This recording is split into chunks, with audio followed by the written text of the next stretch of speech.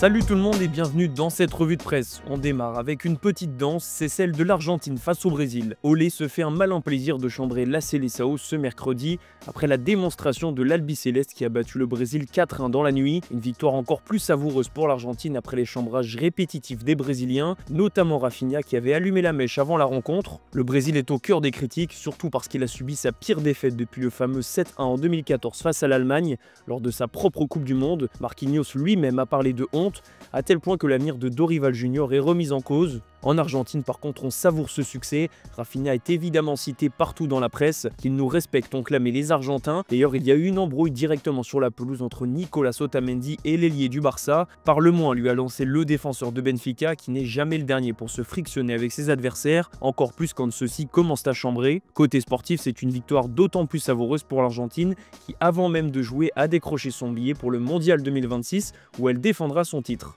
Direction la Ligue 1 où le journal L'Équipe nous a fait son point annuel sur les salaires des joueurs mais aussi des entraîneurs. Pas de surprise dans le top 10, il est exclusivement rempli de joueurs du PSG. Ousmane Dembélé, le meilleur buteur de Ligue 1, est loin devant les autres avec 1,5 million d'euros mensuels. Marquinhos et Hakimi complètent le podium. À noter la 5e place du très jeune Warren Zaïre-Emery qui toucherait 950 000 euros par mois. Bradley Barcola lui n'est entre guillemets que 11e.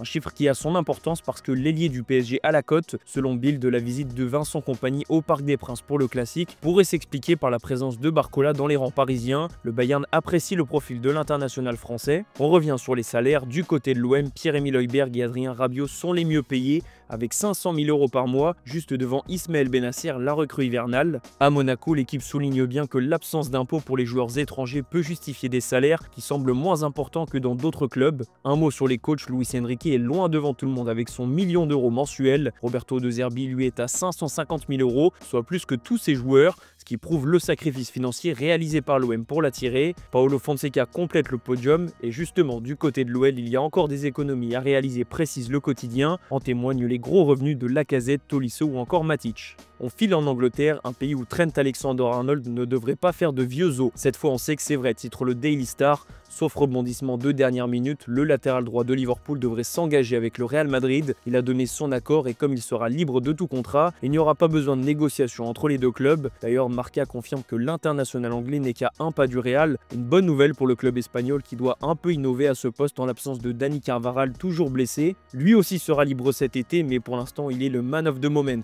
Mo Salah a subi deux grosses désillusions récemment en Ligue des Champions et en finale de Carabao Cup. Ça n'enlève rien à sa grosse saison et aux objectifs perso qu'il peut atteindre, à savoir le record de buts et de passes décisives en une saison. Les 36 buts d'Erling Haaland sont en ligne de mire. En revanche, niveau salaire, Salah ne peut pas rivaliser. Le Norvégien serait à 2 570 000 euros par mois, en sachant qu'il est lié à Manchester City jusqu'en 2034. Le Real Madrid va boucler l'arrivée prochaine de Trent Alexander-Arnold et la prolongation de Raúl Asensio. Le journal Marca annonce ce mercredi que le défenseur central espagnol va prolonger avec son club formateur jusqu'en 2029. Il devrait toucher 6,2 millions d'euros par an dès la saison prochaine. De son côté, As consacre sa une au convalescent Dani Carvajal. Le capitaine américain madrilène poursuit sa rééducation du côté des États-Unis. On mise sur un retour en juin prochain lors du mondial des clubs. Dans la lignée des salaires, un mot sur celui de Kylian Mbappé. En signant au Real, l'attaquant des Bleus aurait renoncé à une grosse partie du salaire colossal qu'il avait au PSG. Malgré tout, Mbappé a trouvé un accord pour toucher 80% de ses droits d'image, ce que le Real n'a jamais fait auparavant. On revient sur le terrain, Robert Lewandowski est en une de sport et veut gagner dès jeudi contre Osasuna pour reprendre de l'avance en tête de la Liga. Le Polonais veut réaliser le triplé avec le Barça,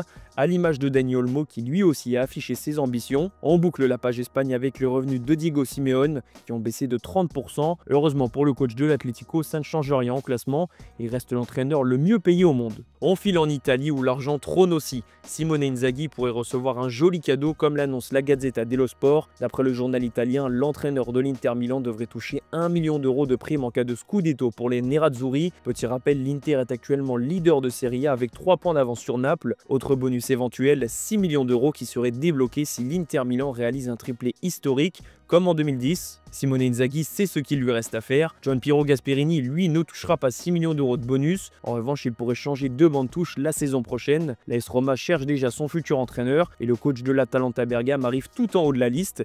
Gasperini a d'ailleurs déclaré récemment qu'il était sensible à l'intérêt du club de la Louve. Affaire à suivre. Voilà, c'est la fin de cette revue de presse. Merci de l'avoir suivi. On se donne rendez-vous en fin d'après-midi pour le JT Foot Mercato.